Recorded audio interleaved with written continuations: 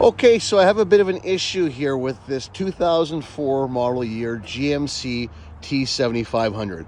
I believe in the United States they're also marketed under the Isuzu name. I believe is the MPR. This one is Isuzu drivetrain, so it should all be relatively the same. The issue I'm having, it has dual saddle tanks, one on the driver's side, one on the passenger side. And what I'm having is the passenger side tank here, sorry. Let's get this cap off here, I'll shine my light in.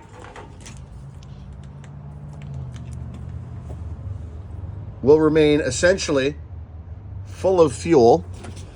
Meanwhile, the driver's side tank draws down. So we've already replaced, there's a fuel pickup here in here and a fuel sending unit. There's no fuel pump. So we have replaced that. It's a new sending unit and pickup that's in here. We've blown out both the feed and return lines, so they're nice and clear.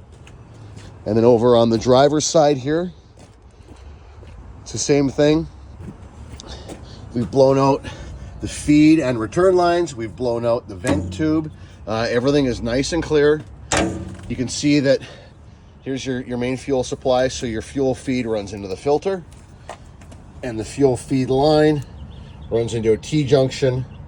There's a line that runs over to the tank on the passenger side, a line that runs to the tank on the driver's side here. And I'm assuming that this is just a suction feed. The high pressure pump is pulling the fuel from the tanks, because there's not a pump in either one of the tanks that I know of, or that I was able to see.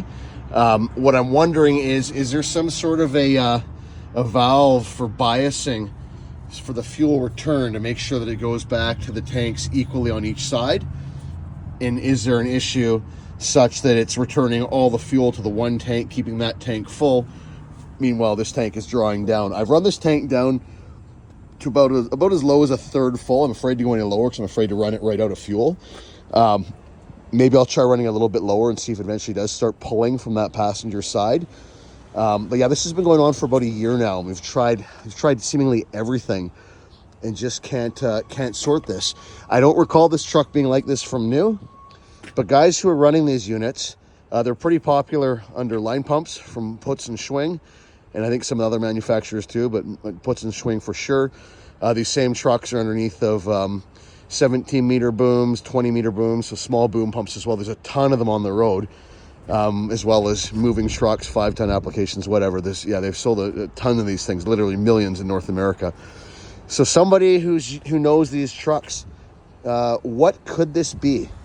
It's very, very frustrating. Like I said, I think we've tried dang near everything. I will say this fitting, somebody had used it as a step and it had been kinked over. I was able to straighten it out. So I don't think that's the issue. I'm still going to try replacing that fitting with a larger diameter one. I had thought maybe because it was kinked over, it was reducing suction and only able to pull from the close tank. But this is basically back to how it looked new. So what else? What do you guys think? What else should I be looking for? What have you experienced? Is that just the way that these trucks draw fuel? They'll run this tank almost all the way down before it starts to pick up from the other.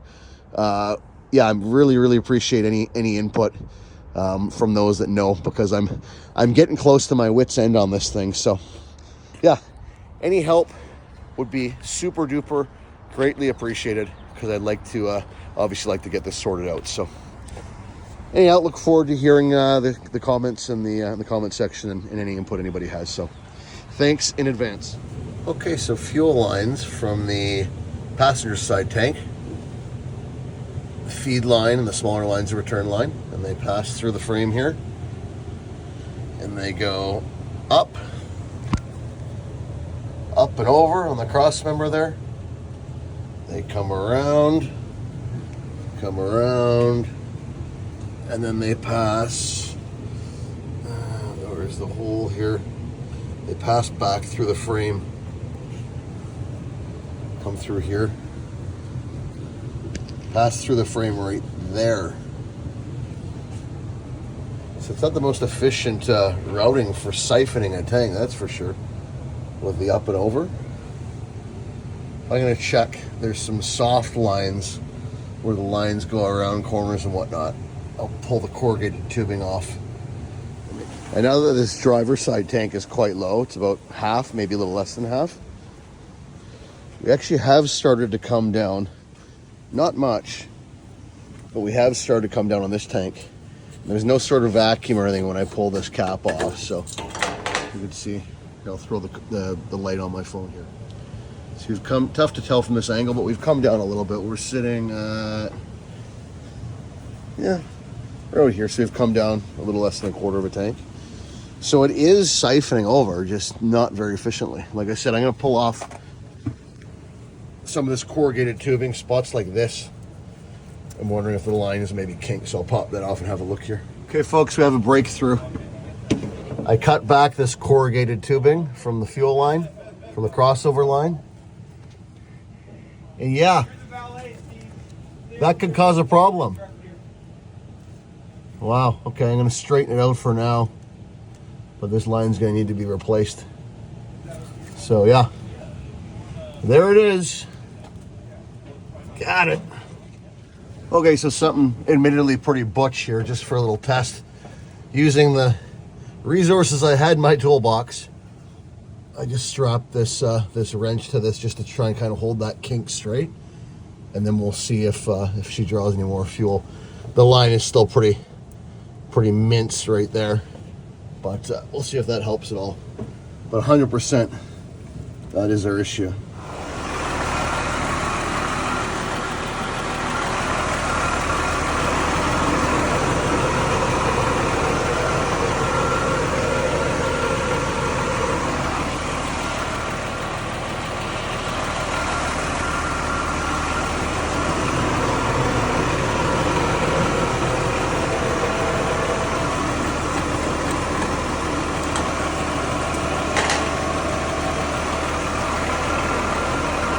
Okay, so before we put fuel in this thing, we pumped one job and drove probably 45 minutes with the line semi-unkinked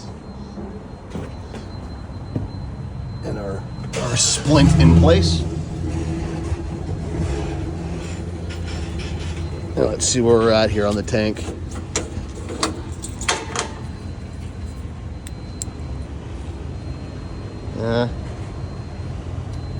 I don't know, it's still relatively high up.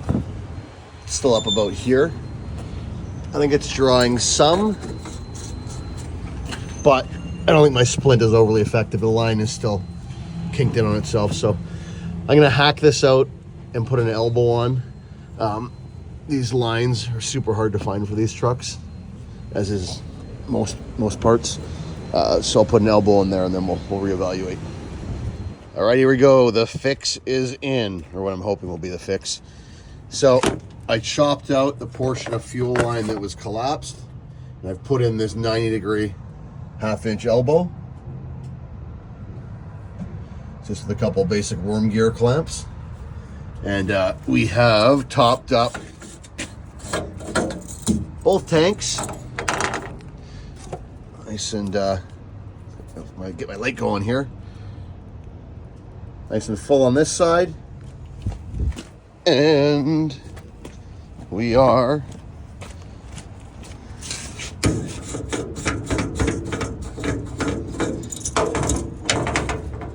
nice and full on this side too. So yeah, I will we'll run this for a day, and it'll be this will be the true test to see if both these tanks draw down evenly. What is very interesting is that this tank was down about an eighth of the way, about down to here, and it went into the fuel station and topped that side right up, and it flowed over and actually filled this one all the way up too. So I think our crossover line is doing what we want it to do already, but we'll take it out, we'll run it for a day, and fingers crossed, hopefully we fix this. And the lesson will be, start with the easy stuff. Gosh, the first thing we replaced was the fuel sending unit, and that was about $300. So that was our first try, and all along. But live and learn, right? Anyhow, wish me luck. We'll check back in after we get some miles on this thing, some miles and meters, and we'll see how this the fuel situation is. All right, here we go. A week later, a couple test miles under our belt here, and by golly, I think we finally got it. We finally got these tanks drawing down evenly. Let's have a little look-see here. So yeah, we're down about 3 inches in that tank on the driver's side. On the passenger side here, the tank we were having issue with, the one that would not draw down, we are currently about the same. Oh, imagine that. Imagine that. So let's put these caps on before I forget. And we'll talk about what the fix wound up being. So I don't think this was the fix, but this is something I did just to be certain anyhow. I did pop off the fuel return line, and I blew that out. I wanted to make sure that we were actually getting fuel returning equally to this tank here, as well as the passenger side tank. One thought was that perhaps this return line was plugged up and all the fuel was returning to that passenger side tank, which is why it was staying full all the time. So we did blow that out, just as a preventative thing. But the smoking gun was, cap on properly here, there we go, was this right here.